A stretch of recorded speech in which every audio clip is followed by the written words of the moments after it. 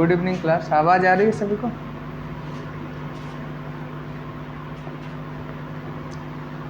इस क्लास में हम लोग इंटरनेशनल करंट अफेयर्स के कुछ क्वेश्चंस हैं जो मुझे इम्पोर्टेंट लग रहे हैं वो डिस्कस करते हैं, ठीक है। कुछ बातें हैं जो हम लोग इसमें जानेंगे। डायरेक्ट पहली बात एमसीक्यू को ही टारगेट करेंगे। जैसे पहला क्वेश्चन है, कॉपी पेन लेकर बैठिएगा क्योंकि कुछ एडिशनल इन्फॉर्मेशन भी हम आपको नोट डाउन कराएंगे। जैसे कोई अगर ऑर्गेनाइजेशन टच में है उसके या उससे रिलेटेड कोई क्वेश्चन आया है तो उसके बारे में हम आपको बता देंगे, ठीक। तो इसलिए जैसे इसमें नाटो के बारे में हम लोग सीख लेंगे कि नाटो क्या है, इस तरीके से बातें। तो जैसे पहला देखिए, हाल ही में अमेरिकी सीनेट ने किन 2 देशों को नाटो की सदस्यता के लिए मंजूरी प्रदान की? बताइए कौन से 2 देश?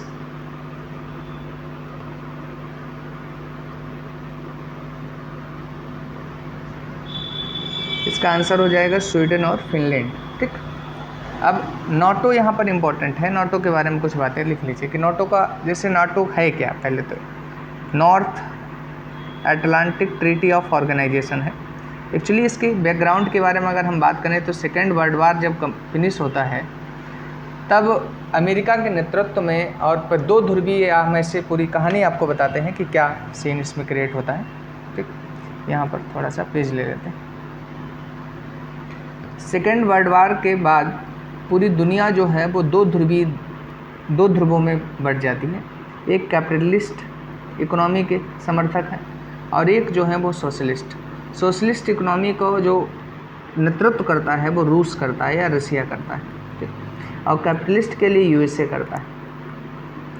अब जो लोग समाजवादी अर्थव्यवस्था अपनाना चाहते हैं वो वार्सा पैक्ट पर हस्ताक्षर करते हैं, वार्सा पैक्ट। इसके तहत रूस कहता है कि हम आपकी सुरक्षा करेंगे, ठीक। और आपको पता है स्टार्टिंग में भारत भी समाजवाद की ओर झुकाव रखता था, इसलिए आप देखेंगे कि 5 ईयर प्लान रूस की देन है या रूस का कॉन्सेप्ट है। हमने अपने यहाँ की कहा कि इकोनॉमी हम कैसे विकास करेंगे, तो उसी की बेसिस पर। और हमने किसी पे सिग्नेचर नहीं किया था क्योंकि आपको पता है एक नेम जैसी ऑर्गेनाइजेशन भी चलती थी जिसे नॉन अलाइंड मूवमेंट कहते थे और उसके समर्थक थे ये लोग अपने देश के, मतलब या जो प्रधानमंत्री थे पंडित जवाहरलाल नेहरू, उन्होंने वो किया था। इसने जो ऑर्गेनाइजेशन बनाई थी उसका नाम था नाटो, ठीक। ये कब गठित हुई थी? तो 1949 में। मतलब क्या है, इसने कहा कि हम सुरक्षा, एक देश पर अगर हमला कोई करता है तो सभी देशों पर हमला माना जाएगा, इस तरीके का कॉन्सेप्ट दिया था नाटो ने, ठीक। तो ये बातें यहाँ से आपको समझने वाली। तो नाटो के बारे में कुछ पॉइंट लिख लीजिए कि नाटो, इसका फुल फॉर्म लिखिए, नॉर्थ अटलांटिक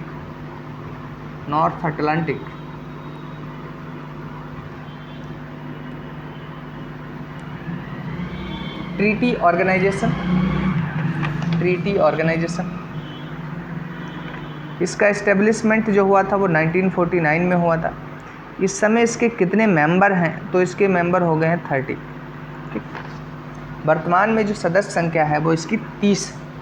इसका हेडक्वार्टर पूछा जाता है तो इसका हेडक्वार्टर ब्रुसेल्स में है, ब्रुसेल्स, ठीक। इसका हेडक्वार्टर ब्रुसेल्स। इसके महासचिव पूछ लिए जाते हैं तो महासचिव इसके हैं जेम्स स्टोल्टेनबर्ग,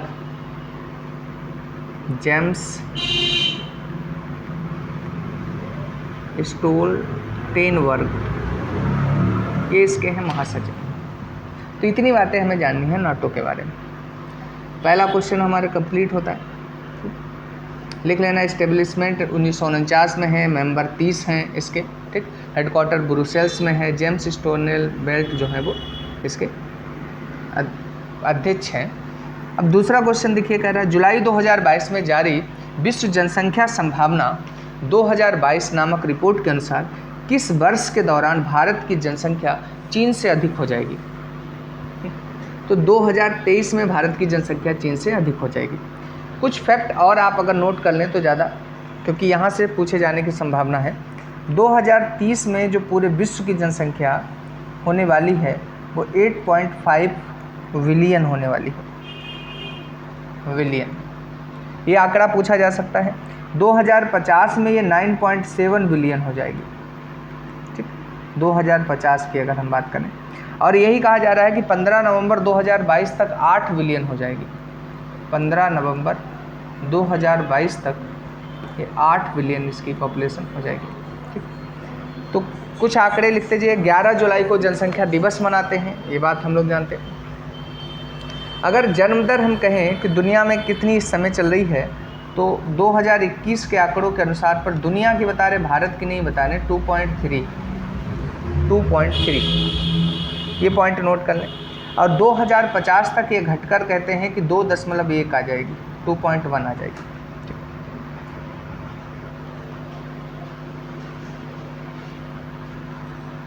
तो इतनी बातें इसमें इंपॉर्टेंट हैं आपको।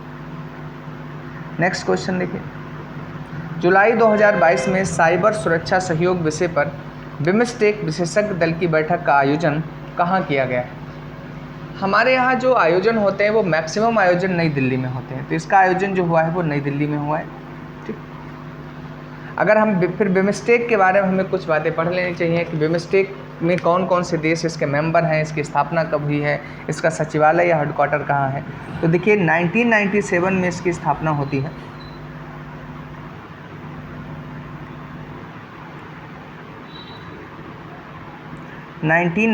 में बिम्स्टेक की स्थापना हुई। ठीक, दूसरा अगर इसका हेडक्वार्टर या सचिवालय की बात करें तो वो ढाका में है, ढाका बांग्लादेश में पड़ता है। और इसके जो सदस्य हैं वो भारत के पड़ोसी, या हम कहें बिम्स्टेक मतलब बंगाल की खाड़ी के पड़ोसी देश हैं सामान्यतः, अगर हम नेपाल और भूटान को छोड़ दें, क्योंकि नेपाल और उसमें भूटान भी आ जाता है। जैसे एक बांग्लादेश इसका मेंबर है, बांग्लादेश, भारत है इसका मेंबर, भूटान है इसका मेंबर, म्यांमार है इसका मेंबर, थाईलैंड है। जितने भी बंगाल की खाड़ी को टच करते हैं नेपाल और भूटान को छोड़कर वो सभी, और श्रीलंका भी। तो आपको ऐसे याद रखें कि नेपाल और भूटान के अलावा जो बंगाल की खाड़ी में या बंगाल को टच करते हैं वो सब बिम्स्टेक के सदस्य होते हैं। अगला क्वेश्चन हम देखते हैं।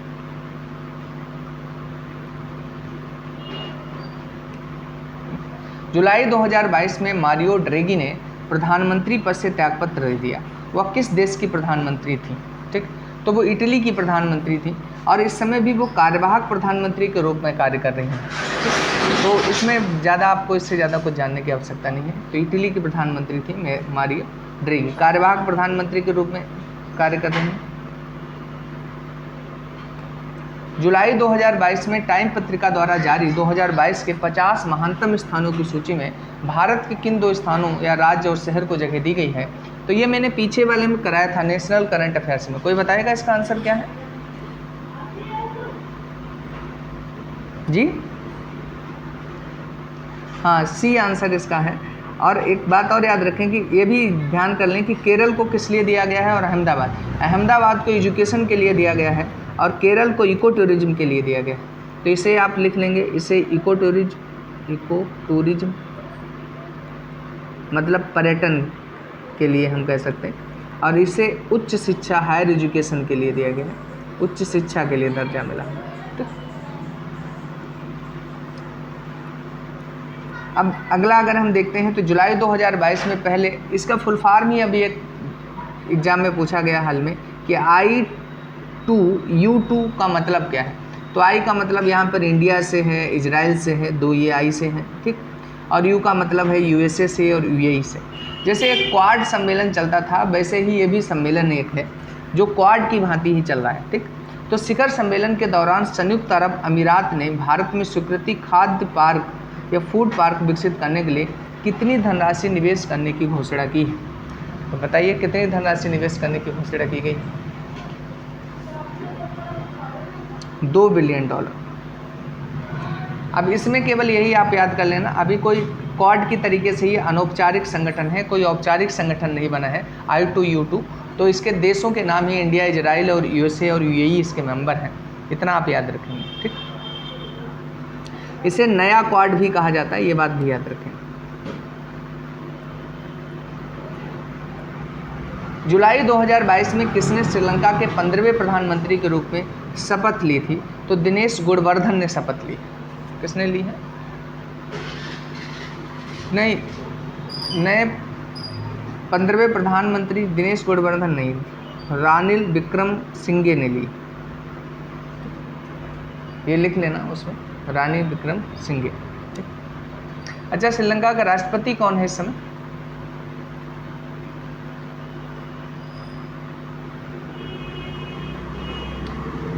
महिंद्रा राजपक्षे थे पहले, अब कौन?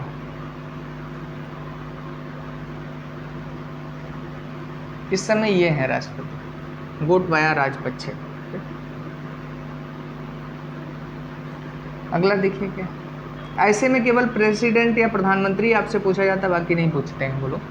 जून 2022 में अमेरिकी राष्ट्रपति जो बिडेन की मेजबानी में आयोजित ऊर्जा और जलवायु पर प्रमुख अर्थव्यवस्था मंच MEF की वर्चुअल बैठक में भारत का प्रतिनिधित्व किसने किया, ये पूछ रहे हैं। तो भारत की तरफ से कौन गया था? भूपेंद्र नाथ या भूपेंद्र यादव। तो भारत की तरफ से इन्होंने पार्टिसिपेट किया हुआ है।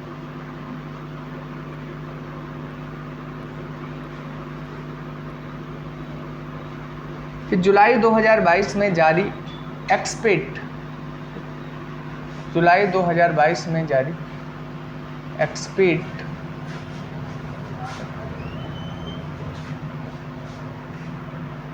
इनसाइडर 2022 रैंकिंग में शीर्ष स्थान पर कौन सा देश रहा, ये आपसे पूछ रहे हैं। ठीक, तो इसमें देख लीजिए कौन सा है, मैक्सिको, इंडोनेशिया, स्पेन, सिंगापुर, कौन सा होगा? मैक्सिको।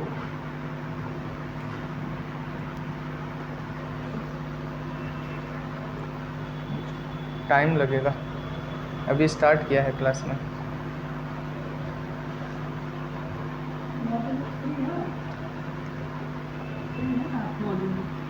कितने बजे? अच्छा, ठीक है, हम कोशिश करेंगे, हम आपकी हेल्प करें। यहीं आएंगे आप? ठीक है, आ जाइएगा।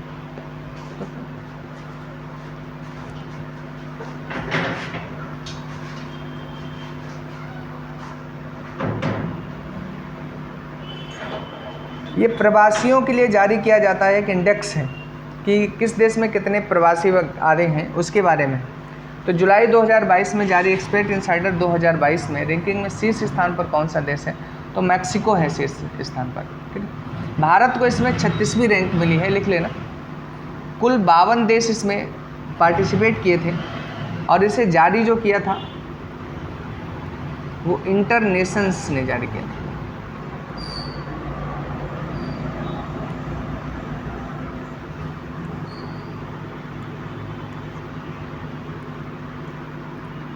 अगला देखिए, जुलाई 2022 में विश्व आर्थिक मंच द्वारा जारी वैश्विक लैंगिक अंतराल सूचकांक the global gender gap index 2022 के संबंध में विचार कीजिए। कह रहा है इस सूचकांक में आइसलैंड, फिनलैंड और नॉर्वे को क्रमशः पहला, दूसरा और तीसरा स्थान प्राप्त हुआ है।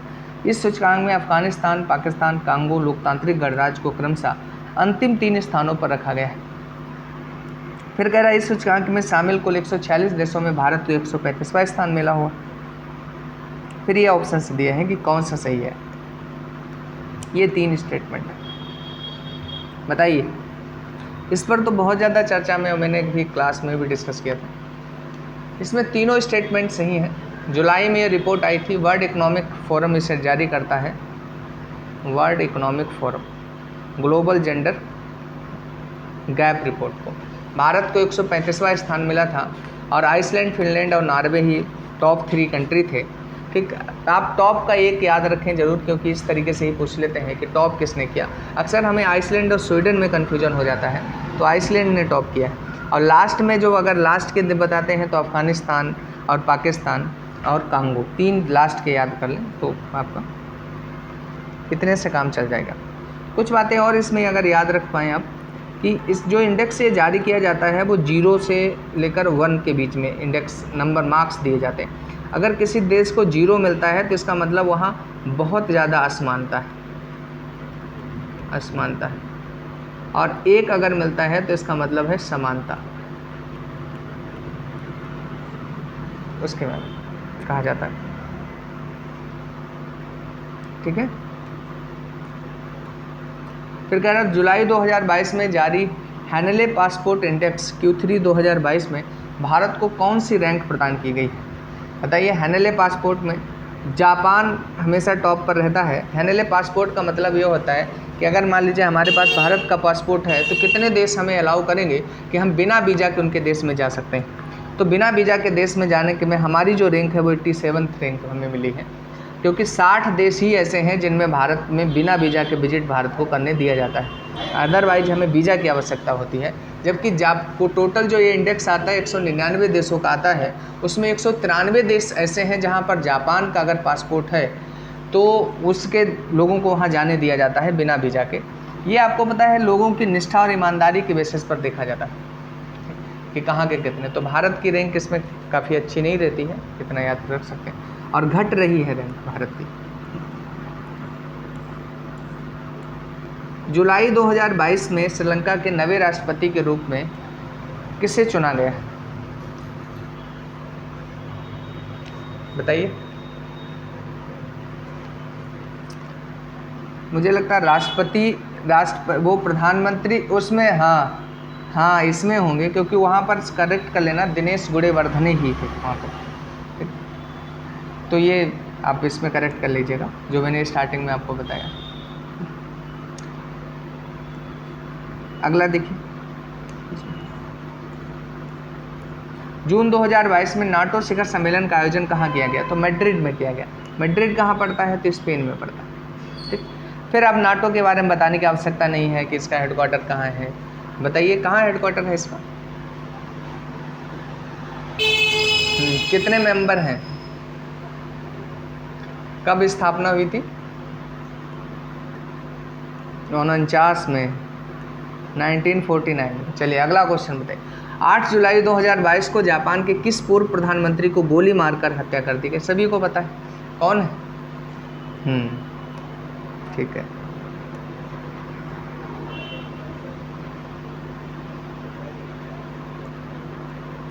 जुलाई 2022 में कोलंबो सुरक्षा कॉन्क्लेव की 6ठी उप राष्ट्रीय सुरक्षा सलाहकार स्तर की बैठक का आयोजन कहाँ किया गया,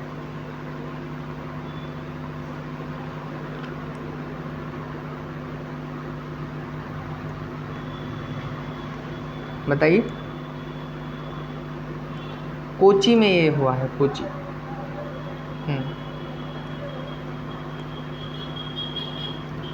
अब राष्ट्रीय सुरक्षा सलाहकार बैठक क्या है आपको पता है, इसमें सुरक्षा से संबंधित विषय पर बात की जाएगी। पहली बात तो अगर अध्यक्षता हमसे पूछ दी जाए कि इसकी अध्यक्षता कब से किसने की या कब से ये शुरू, तो 2011 से ये बैठकें हमने स्टार्ट की थी।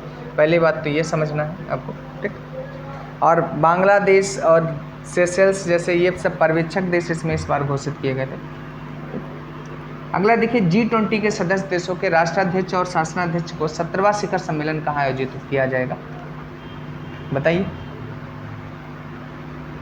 बाली। कहाँ पड़ता है बाली, हाँ बाली इंडोनेशिया का है शहर। ये इन्वायरमेंटल में बहुत बड़ा एक समझौता एक बार हो चुका है, बाली समझौता, इंडोनेशिया का शहर। अच्छा, भारत भी तो G20 में इंक्लूड हुआ है, भारत के बारे में क्या न्यूज़ है G20 को लेकर, बताइए। 2 दिसंबर 2022 में जो होने वाली है बैठक, उसकी अध्यक्षता भारत करेगा, तो ये लिख लेना वहाँ पर, दिसंबर 2022 में G20 की अध्यक्षता भारत करेगा।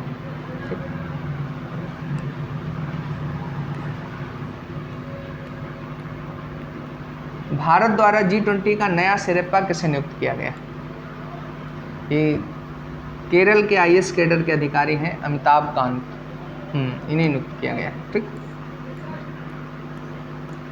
फिर जुलाई 2022 में भारत और किस देश द्वारा महत्वपूर्ण खनिजों के लिए परियोजनाओं और आपूर्ति श्रृंखला के क्षेत्र में अपनी साझेदारी को मजबूत करने का निर्णय लिया गया, बताइए।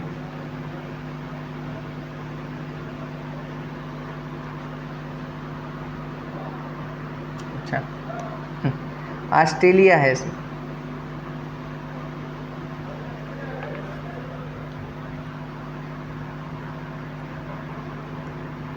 जुलाई 2022 में किसने इजराइल के 14वें प्रधानमंत्री के रूप में पदभार ग्रहण किया है, यार लैपिड। इजराइल के बारे में कुछ बातें लिख लीजिए। इसकी राजधानी यरूशलेम में है। ठीक। मुद्रा नई शेकेल बनी है, नई शेकेल, ये मुद्रा आई है इसकी। और संसद जो है इसकी, संसद का नाम है नेसेट, नेसेट।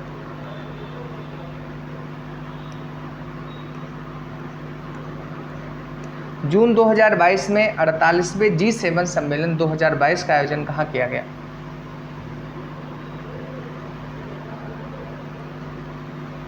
एलमाऊ में, जर्मनी में पड़ता है एलमाऊ। G7 के अक्सर ये पूछ लेते हैं कि इसका कौन कौन मेंबर है, तो 1975 में इसका गठन हुआ था। ठीक। इसके मेंबर्स के नाम लिस्टेड कर लीजिए। हालांकि जो बहुत ज़्यादा डेवलप्ड हैं उन्हीं को G7 में रखा गया था। जैसे कनाडा है इसमें, फ्रांस है इसमें, जर्मनी है, इटली है इसमें, जापान है, यूके है और यूएसए। यूरोपियन संघ भी इसका है, लेकिन कंट्रीज के रूप में नहीं रखा जाता। हाँ, पहले इस तब G8 नाम रखा जाता था, फिर जब उसने क्रीमिया पर कब्जा किया था तब से उसे हटा दिया गया था यहाँ से। अगला देखिए, जून 2022 में किस अंतर्राष्ट्रीय हवाई अड्डे को वर्ष 2022 का सर्वश्रेष्ठ अंतर्राष्ट्रीय हवाई अड्डा घोषित किया गया? हाँ, हमद अंतर्राष्ट्रीय हवाई अड्डे को। तो ये कहाँ पड़ता है? ये पेरिस का, पेरिस कहाँ पड़ता है? अच्छा, यूरोप, कोई कंट्री होगा ना, फ्रांस का है। हाँ,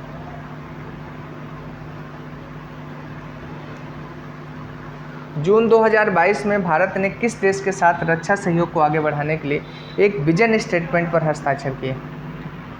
बताइए।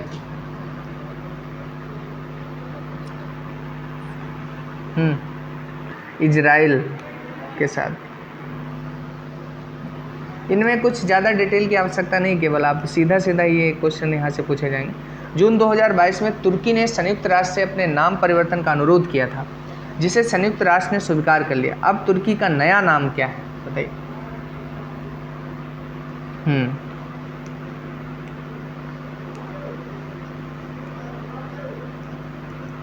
जून 2022 में जारी QS वर्ल्ड यूनिवर्सिटी रैंकिंग 2023 के संबंध में कौन से कथन सही नहीं?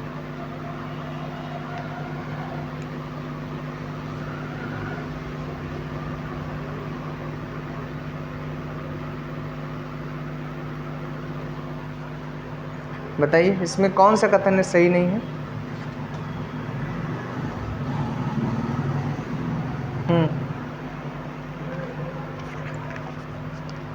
अच्छा, ये चारों स्टेटमेंट फिर भी नहीं दिखेंगे। पहला पढ़ लिया ना सभी ने?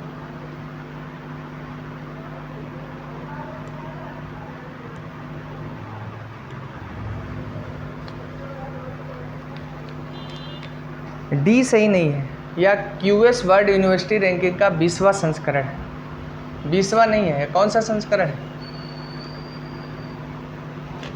19वां संस्करण है।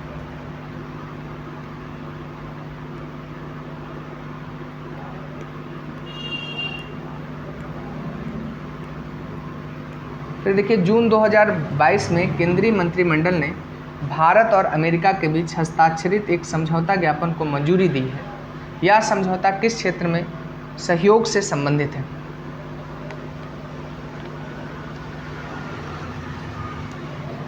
हाँ, स्वास्थ्य के क्षेत्र में। अगला देखिए, जून 2022 में जारी विश्व प्रतिस्पर्धा सूचकांक वर्ल्ड कॉम्पिटिटिवनेस इंडेक्स 2022 में भारत को कौन सा स्थान मिला हुआ है? 37। इसमें कुछ चीज़ें लिख लीजिए कि टोटल कितने देश थे, तो 63 थे। इसे कौन जारी करता है? तो IMD जारी करता है। खासकर यही केवल पूछते हैं, IMD और भारत की रैंकिंग, इसके अलावा नहीं पूछते हैं ज़्यादा चीज़ें।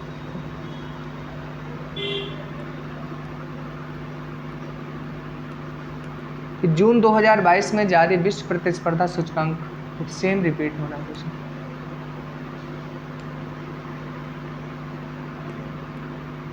मई 2022 में world directory of modern military aircraft द्वारा जारी वर्ल्ड एयर पावर्स रैंकिंग 2022 में भारत का कौन सा स्थान है? छठवां स्थान हमारा। Directory of modern military aircraft, ये मिलिट्री में अलग बात है, यहाँ world directory of modern military, modern term यहाँ पर, तो उसमें छठवां स्थान भारत को मिला हुआ। टॉप लिखना चाहो तो लिख लीजिए। टॉप जो रैंक है वो यूनाइटेड स्टेट की है, यूएसए के एयरफोर्स की है। दूसरे पर यूएस के नेवी की मिली रैंकिंग, फिर रशियन एयरफोर्स को मिली है, फिर यूएस की आर्मी को मिली है, तब यूनाइटेड स्टेट, तब भारत आता है।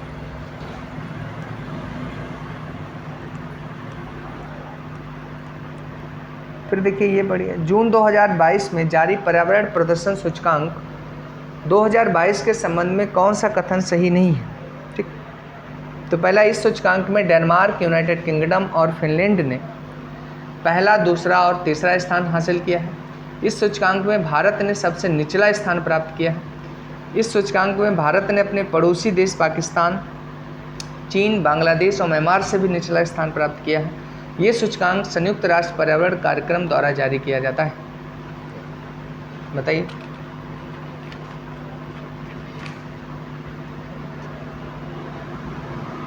ये सूचकांक संयुक्त राष्ट्र पर्यावरण कार्यक्रम द्वारा जारी, तो उसके द्वारा नहीं, फिर किसके द्वारा जारी किया जाता है? ये अमेरिका का एक विश्वविद्यालय है, लिख लीजिएगा, येल और कोलंबिया विश्वविद्यालय, येल और कोलंबिया विश्वविद्यालय।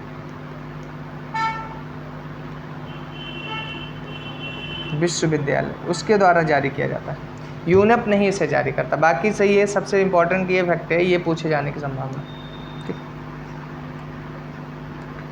देखिए जून 2022 में प्रधानमंत्री नरेंद्र मोदी की अध्यक्षता में केंद्रीय मंत्रिमंडल द्वारा भारत और ऑस्ट्रेलिया के मध्य हुए एक समझौता ज्ञापन को मंजूरी दी गई है।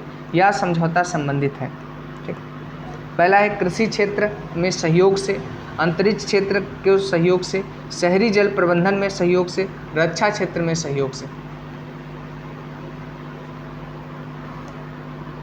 शहरी जल प्रबंधन में सहयोग से। जून 2022 में International Coordinating Council of the Man and Biosphere Programme के 34वें सत्र का आयोजन किस देश में किया गया है? International Coordinating Council of the Man and Biosphere Programme France में किया गया। ठीक, पहला कब हुआ था ये प्रोग्राम? मैंने कई बार पढ़ाया है। तभी से बायोस्फीयर का कॉन्सेप्ट दिया, इंट्रोड्यूस किया गया। 1970 में पहले बार हुआ था। संयुक्त राष्ट्र महासागर सम्मेलन का 2022 का आयोजन कहाँ किया गया है? पुर्तगाल में किया गया। जून 2022 में भारतीय केंद्रीय मंत्रिमंडल ने किस देश में बिमस्टेक प्रौद्योगिकी हस्तांतरण सुविधा केंद्र की स्थापना के लिए मेमोरेंडम ऑफ एसोसिएशन को मंजूरी दी है? मेमोरेंडम ऑफ एसोसिएशन को मंजूरी श्रीलंका ने दी।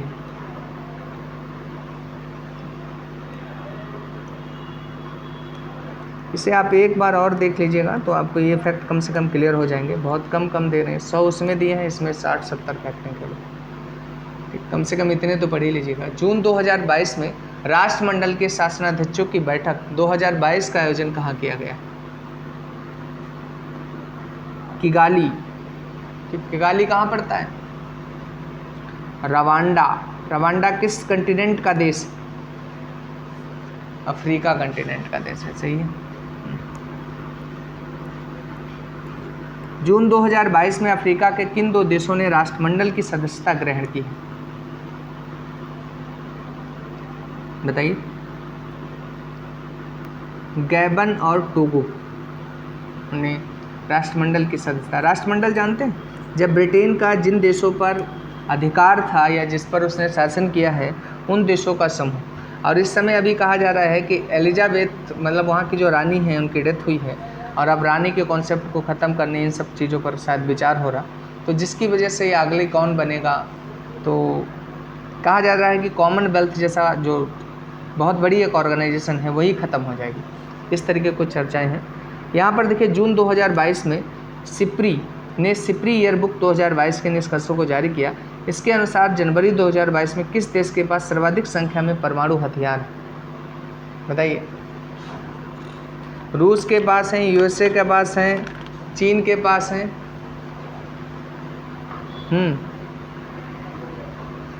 रूस के पास है। और सब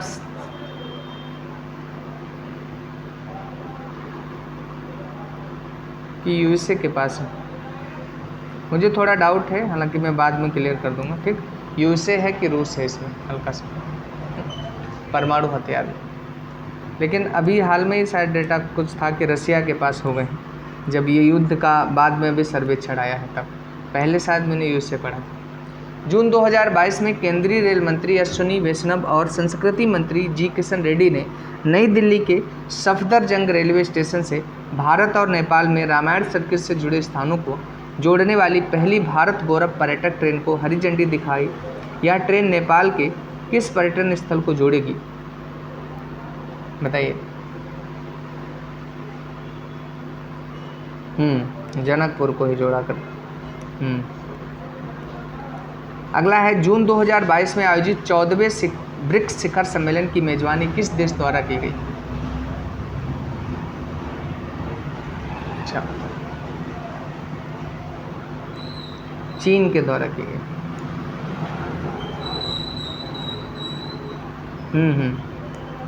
जून 2022 में जारी वैश्विक शांति सूचकांक 2022 में भारत किस स्थान पर है?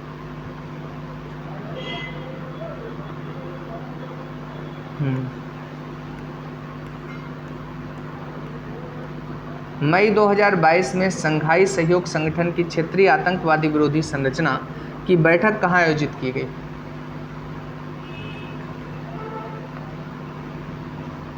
नई दिल्ली। संघाई सहयोग संगठन तो जानते होंगे कि एशिया में बनाया है, चीन के नेतृत्व में है उस तरीके, और ये भी सिक्योरिटीज के बेसिस पर, या हम कहिए एक इकोनॉमिक ऑर्गेनाइजेशन है। ठीक, भारत की ने इसकी सदस्यता जो ली है वो 2017 में ली है। भारत को जब मिली तो पाकिस्तान को भी मिली। ठीक, मई 2022 में जारी वैश्विक खाद्य नीति रिपोर्ट 2022 के अनुसार किस वर्ष तक जलवायु परिवर्तन के कारण भूख का जोखिम 23% तक बढ़ सकता है? बताइए। 2030। मई 2022 में प्रधानमंत्री नरेंद्र मोदी और राष्ट्रपति इमैनुअल मैक्रों के साथ किस स्थान पर द्विपक्षीय संबंधों पर चर्चा की गई? पेरिस में। मई 2022 में पर्यटकों के लिए विश्व के सबसे लंबे सस्पेंशन ब्रिज का उद्घाटन किस देश में किया गया? चंडीगढ़ राज्य। अच्छा, अप्रैल 2022 में विश्व के सबसे लंबे ग्लास बॉटम ब्रिज का उद्घाटन किस देश में किया गया? वियतनाम।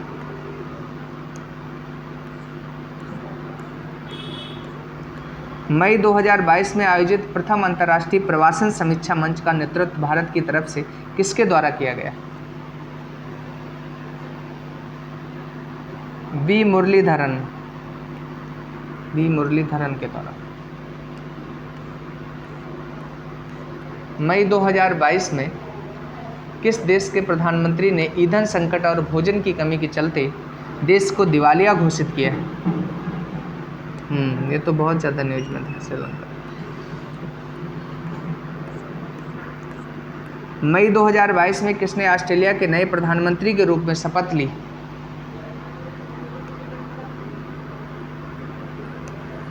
एंथनी अल्बनीज ने ली। फिर मई 2022 में किस देश को वर्ष 2022 से 24 तक की अवधि के लिए association of Asian election authorities का नया अध्यक्ष चुना गया? भारत को चुना गया है एसोसिएशन ऑफ एशियन इलेक्शंस का।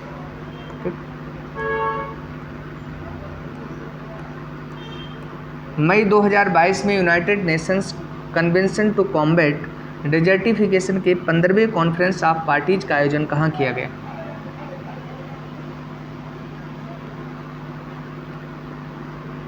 अबिदजान कोट डी आइवरी में किया गया।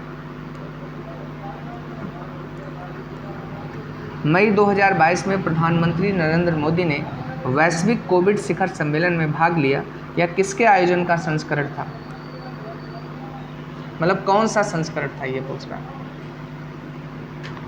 पहला है, दूसरा है, तीसरा है, दूसरा।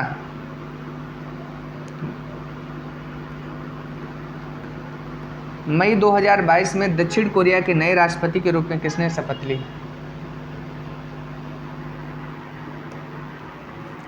यून सुक योल ने। मई 2022 में प्रधानमंत्री नरेंद्र मोदी ने नेपाल की यात्रा की। इस संदर्भ में निम्न कथनों पर विचार कीजिए। ठीक, पहला दिया, प्रधानमंत्री नरेंद्र मोदी ने लुम्बिनी में भारत अंतर्राष्ट्रीय बौद्ध संस्कृति और विरासत केंद्र के निर्माण के लिए शिलान्यास किया। दूसरा दिया है, लुम्बिनी और कुशीनगर के बीच सिस्टर सिटी संबंध स्थापित करने की सहमति बनी। बताइए कौन सा सही है? दोनों सही।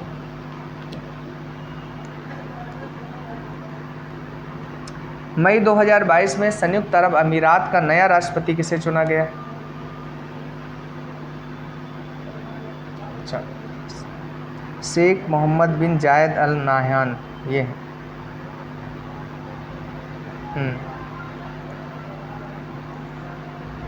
अब हम डिसाइड नहीं करेंगे ना।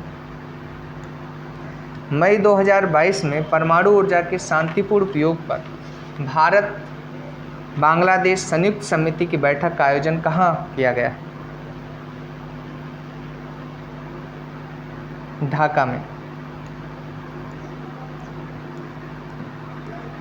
फिर मई 2022 में भारत ने किस कार्य हेतु संयुक्त राष्ट्र को 8 लाख अमेरिकी डॉलर का योगदान दिया?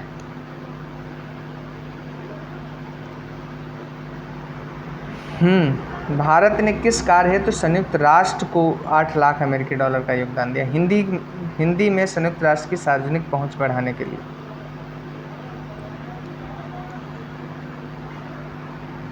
फिर देखिए, मई 2022 में किस खाड़ी देश द्वारा इस वर्ष के अंत तक विश्व के सबसे बड़े पेट्रोलियम अनुसंधान केंद्र की स्थापना की घोषणा की गई है?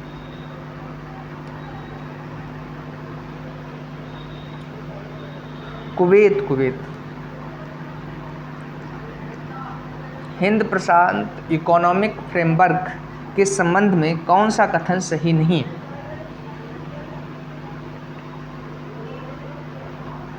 भारत इस संगठन का सदस्य नहीं है। देखिए, ये सही नहीं। बाकी इसमें कुल 13 सदस्य हैं। बाकी जो भी हैं आप इसे एक बार पढ़ लीजिए पूरा। ये संयुक्त राज्य अमेरिका की अगुवाई वाला एक आर्थिक सहयोग संगठन है।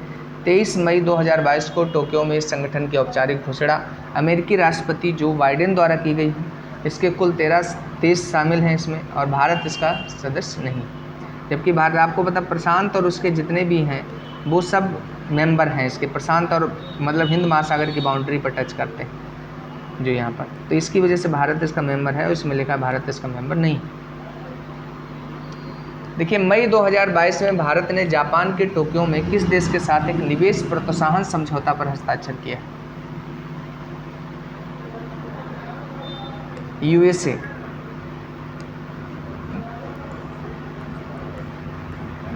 मई 2022 में द्विपक्षीय नौसैनिक अभ्यास बोंगो सागर किन 2 देशों की नौसेना के मध्य नया ये शुरू हुआ है, पहली बार आयोजित हुआ है। ठीक है,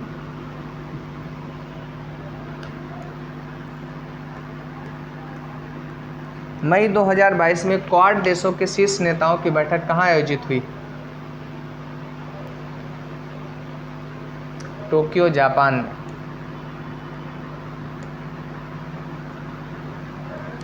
मई 2022 में जारी विश्व प्रेस स्वतंत्रता सूचकांक में भारत किस स्थान पर रहा है?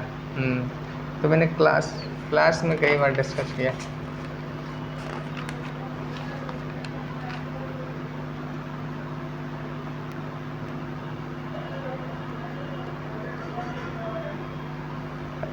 आ रही है भाई। मई 2022 में किस शंघाई सहयोग संगठन के 8 अजूबों की सूची में शामिल किया गया है? मतलब किसे शंघाई सहयोग संगठन के 8 अजूबों में शामिल किया गया? Statue of unity. आज मई 2022 में किस देश द्वारा कोयलास्टिला गैस फील्ड में एक नए गैस क्षेत्र के खोजे जाने की घोषणा की गई?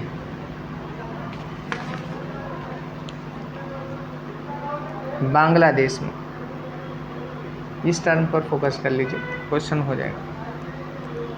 मई 2022 में दूसरे भारत नॉर्डिक शिखर सम्मेलन का आयोजन कहाँ किया गया है?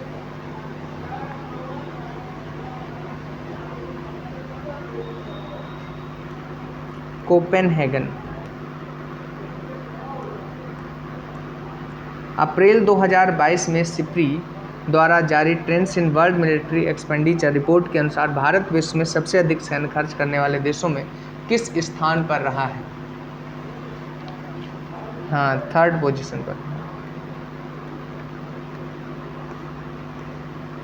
अच्छा, टॉप पर कौन है?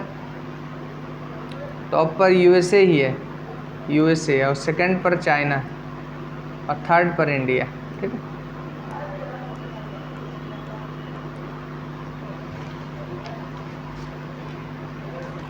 लेकिन अप्रैल 2022 में भारत ने किस देश के साथ क्वांटम कंप्यूटिंग पर एक वर्चुअल नेटवर्क सेंटर स्थापित करने के निर्णय की घोषणा की? फिनलैंड। अप्रैल 2022 में कौन सा देश भारत से गेहूं आयात करने पर सहमत हुआ है? बताइए। हाँ, मिस्र सहमत हुआ। और क्यों सहमत? क्योंकि यूक्रेन रूस से गेहूं मंगाता था, लेकिन उनका तो युद्ध चल रहा है, इसलिए। अप्रैल 2022 में भारत संयुक्त राष्ट्र आर्थिक और सामाजिक परिषद के कितने निकायों के लिए निर्वाचित हुआ है? 4 के लिए। ये 3 विषयों पर काम करता है हमेशा, एक सामाजिक, एक आर्थिक और एक पर्यावरण।